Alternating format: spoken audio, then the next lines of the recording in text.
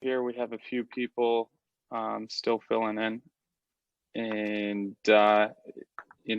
like we talked about, schedules are super important and must have here in the summer months. So I wanted to open that up for a conversation with everybody and ask, what do their schedules look like in the summer and what systems and schedules they use to stay active and efficient during the summer months. Anyone want to open it up and share with the particular schedule that they use during the summer that might vary a little bit from the other months of the year? Go ahead, Jim. Well, I've been trying to use Google Calendar, Brooks. That works well for me. And that's been a struggle for me since I've started. I'm trying to get better with my time management. But what I've been trying to do is to do my calls in the morning and push my appointments in the day. Yep. I feel I'm getting better at it. That's good. Yeah, absolutely. Google Calendar is an awesome tool. That's what I use myself. I have that synced with my iPhone calendar. That way, it's in front of me all the time. Any appointment that I make on my iPhone or my computer goes back and forth, and they communicate with one another. That way, it's visible and it holds you accountable. Anybody else use any type of online calendars? Are people still using the old school paper day planners? I know my grandfather still uses his day planner.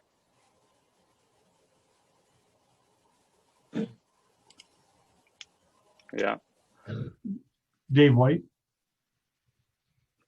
So I've been using the calendar that actually was put together by Kong maybe about a year or so ago. I printed out and I use that as a daily.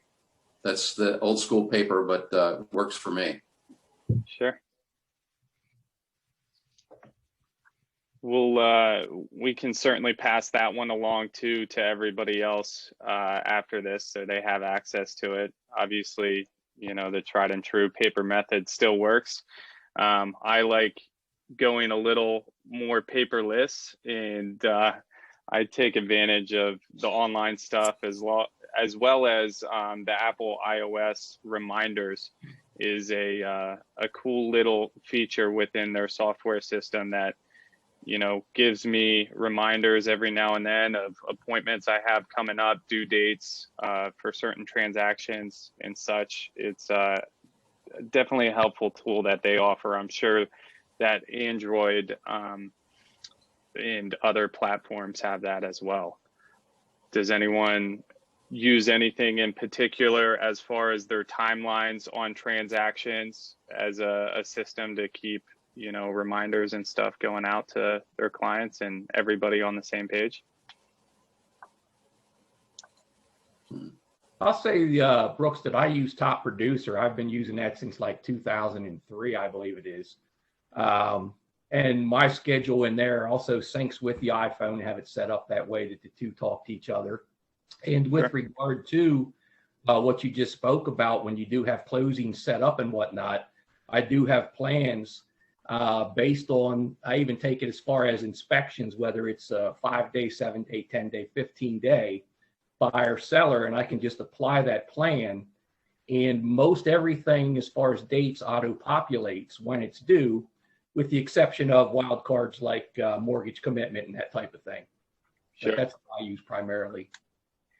Yeah, I think that's very helpful. And there's a lot of different ways you can go about doing that, whether it's in Top Producer or Google Calendars, or I know John Lighty was using for a while Folio, which is a Google Chrome extension that has what they call the timeline feature, which you go in and you plug in the dates of a certain transaction, whether it be reply to inspections or resale certificate dates, mortgage application dates.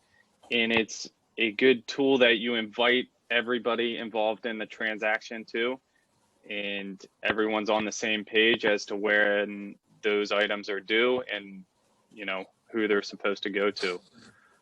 So, whether you're doing that in Top Producer, Google Calendar, or Folio, that's huge. It's definitely beneficial. Yeah, we share the Google Calendar between Lee and Carmen and I.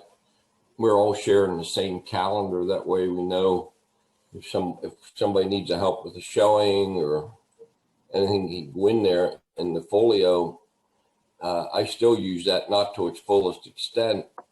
But what's really nice about Folio is when somebody sends you a document related to the file, it goes into a file section. So you don't have to go rooting through all the emails to track down that extension, whatever, changing terms. All you have to do is go into the Folio and click on files, and there's all your files Right. that associated with that particular deal. So anything with an address on, say like the address is 16 East Main Street, anything with 16 East Main Street ends up in that file automatically. You don't have to touch it. Yeah, Folio has a great product. They used to have a free setup. Now I believe, John, is it totally paid for from now on? You have to buy a subscription to that, or do they still have a free option? I don't know if they have a free one or not, but I think it's a little shy of $20 a month. But the other thing it does that we just found out and set up, all those files are saved into my drive, into my Google My Drive. So besides being in that Folio file, between Shannon or Carmen and Lee, all they have to do is go into my drive and they can find anything that they're looking for that's come through as it pertains to a particular transaction. And I'd said it once before, takes all 5 seconds, 10 seconds. Whenever something's scanned or something comes in or something's downloaded, I go in and rename it to that address.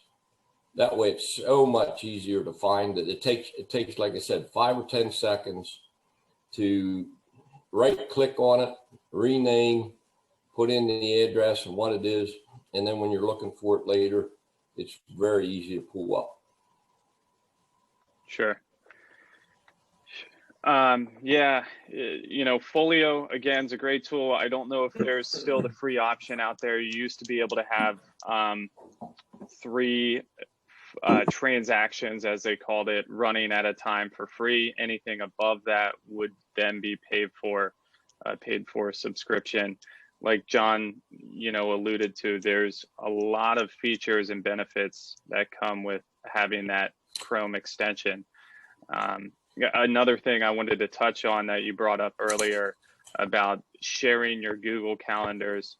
I think that's huge for anybody who has a team, or if you're coaching with somebody or working with somebody. It gives transparency to what's going on, and it helps you guys stay organized and on the same page and know where everyone's at on the team. And also, again, the whole accountability thing as to sticking to your prospecting time that you put in there, your, Popeyes, anything that you have scheduled, it gives accountability to that. Anybody want to, share what they do with their team? How about Kara or Stacy? Do you guys down there do anything in particular with your schedules and your calendars that you guys make it shareable so everybody knows what's going on? Brooks, not really on our daily calendar. We are just, for me, I'm very old school, so I'm just getting up into all of the electronic and but I'm learning. So as I learn, then I'm going to be able to share this with the team. We've recently joined Top Producer, so we've all subscribed to that, and we are in the very beginning baby steps of entering our data and information there. Gotcha. Awesome. So Brooks, one of the things that Poppy does with his schedule is he uses the daily log sheet that we've given to people every day or every year. It's the Mike Ferry thing that keeps track of how many contacts, where you got your leads from, whether it's ad calls, sign calls, appointments set. It's able to write down affirmations, but as far as calendars and schedules go, one of the things that he does on a daily basis as part of his schedule is to keep track of how many calls he's making a day on a sheet. He's done that since 1999. So, you know, it kind of pricks your conscience as to whether or not you did anything or didn't do anything today with regards to making your calls. So that's all part of the schedule too, is not just having it on a calendar, but working off of a daily sheet. As Kara said, you know, old school. And if I can add to that, I do something similar where every day, I mean, I'm old school, so it's pen to paper for me. So I jot down every day what my appointments are going to be or who my calls are going to be. And then I check them off because that way I know. Then I'm like a data person. So I like to know whatever I do today, I say is going to affect me probably 2 to 3 months out. Then I can go back in reverse and say, well, yeah, I was laying down that month or whatever. So that's why this month fell. Okay.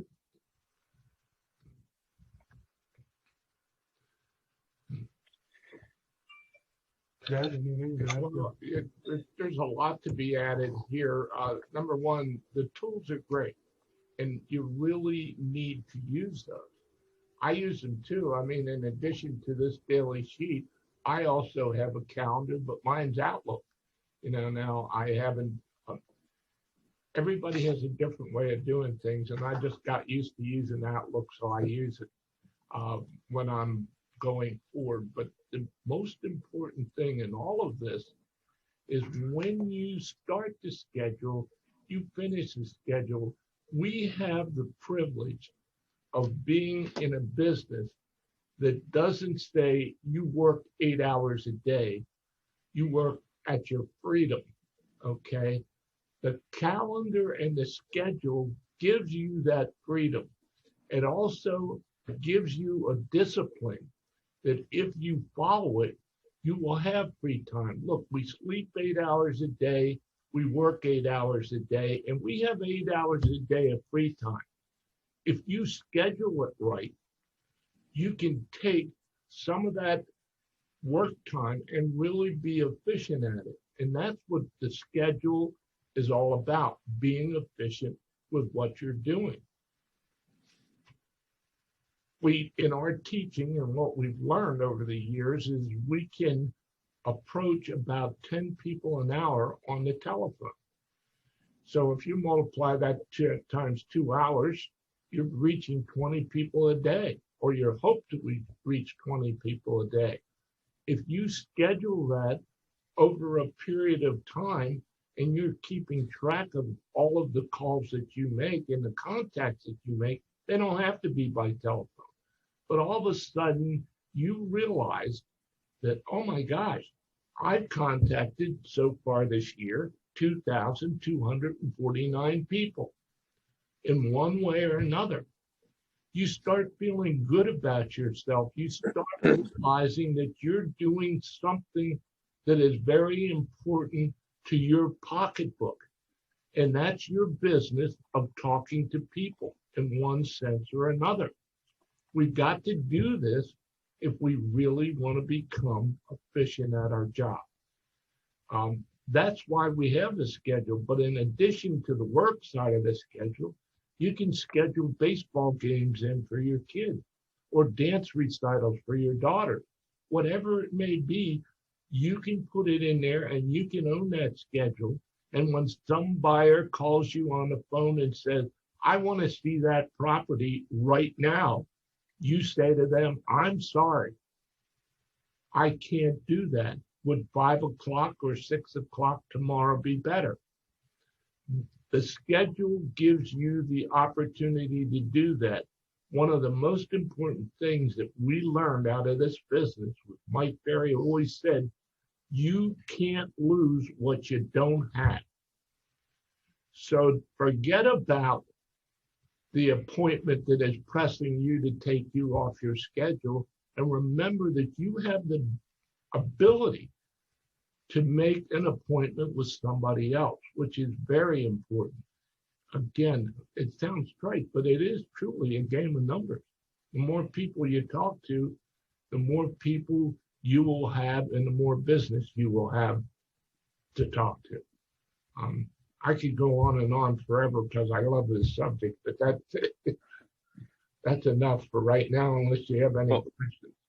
Poppy, I think one of the huge things is, the technique that you do by starting of planning out your year, and then you break it down by quarter, and then each week you schedule out individually.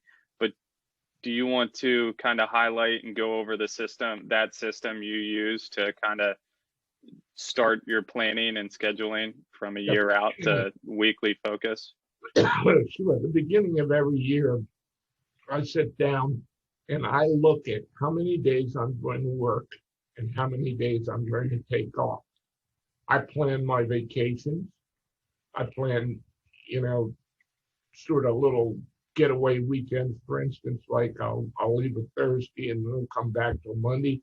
Those things are all put on my schedule in advance. We need to say to ourselves, we're going to work 180 to 200 days a year if you really want to make serious money in this business.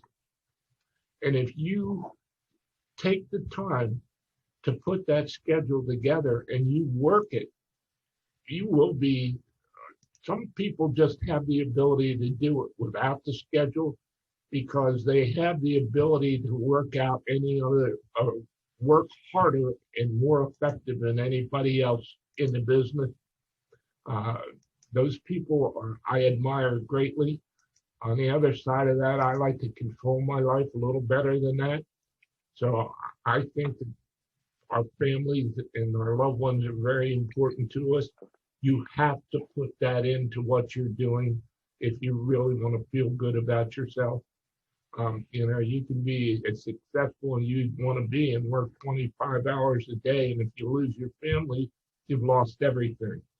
So it's very important that you put them into the mix. Back again, I think that you should have the accumulation effect always and every day. Know how many people that you're talking to a day. That'll tell you how much money you're going to make, or how much you did make, or how much you didn't make. This again, don't be like me, be like yourself. One of the things that Mike Berry always taught us was never compare yourself to anybody else. It's all about you. It's all about where you want to be in your life and how successful or unsuccessful you want to be. It's your choice. It's your choice on how much you want to re-educate yourself and do different things. Do you have time in your schedule for reading something? Every morning I come in here and it's just for me, but I read for 45 to 50 minutes every morning about different people's philosophy about this business. Those are the type of things that I think will help you more than I could sit here and talk forever and a day, but there's a lot of people that are smarter than me that will teach you whatever you want to learn. So I'd be looking at those kind of things. Awesome. Before we kind of wrap stuff up, Lee, I see you messaged out to me about you using Google Calendar and overlays and color coding to stay organized. Can you elaborate a little on that for us and tell us specifically how you use it? Yeah, I'm working with different people. I have a lot of different activities that go on. So Google Calendar, having my own Google Calendar, having access to John's calendar, and using different color coding and overlay options really helps me see conflicts that might occur. Also with the color coding, you can select a color for each of your activities as well as by the calendar. So sometimes I'll do things like my contingency dates might all be in red, and when things are met, I might change the color on that. I'm a very visual person, and I like to look at a month at a time and be able to see the whole big picture. But then also by using overlays, like one overlay might be my note cards and anniversaries and things like that. I can turn that off when I don't want to see it. And then when I want to work on that specifically, I can turn just that one on. So that I find that to be very helpful. Sure. That's a great technique and system that you use to stay organized, and it definitely helps those who are more visual to see that. Anybody else want to share anything that they're personally doing that pertains to schedules and calendars? The only thing I'd like to say is if everybody could put into their schedule for next Monday at 11 o'clock, now's the perfect time to act on your schedule. Put it in there. We're going to have that luncheon. If you haven't already signed up, please reach out to Aaron. We're going to do a little tribute to Steve Norford and celebrate his life at this luncheon. We're going to give out some awards, and we're going to show all of you folks some appreciation for coming through the pandemic and the fact that we're able to now get together at a venue and have a lunch together and spend some time together. So if for some reason you haven't already signed up, now's the perfect time, based on the topic that we have, to put it in your schedule. Come down to the Radisson in Camp Hill, and let's celebrate the life of Steve Norford and do some things together next Monday. Is it 11 or 11:30, Brooks, somewhere in there? I think. Aaron is. Yeah, I think it's 11 o'clock. 11. And then lunch starts at around 11:30 to 12, somewhere in there. Yeah. Yep. So hopefully you can do that. Brooks, good meeting. Thank you for the topic. Absolutely. Yep. No problem. Next week we're going to be talking about summertime prospecting ideas. So hopefully you guys can come prepared with some of the things that you're doing maybe this summer, being a little creative in your prospecting. Could be as much as holding an event and prospecting with, having some past clients unite with you at a park somewhere, doing something with a group of people. So it's some good ideas for prospecting. Yep. All right. Thank you, Brooks. No problem, guys. Bye. Have a great week. Yep. Bye-bye. Yep.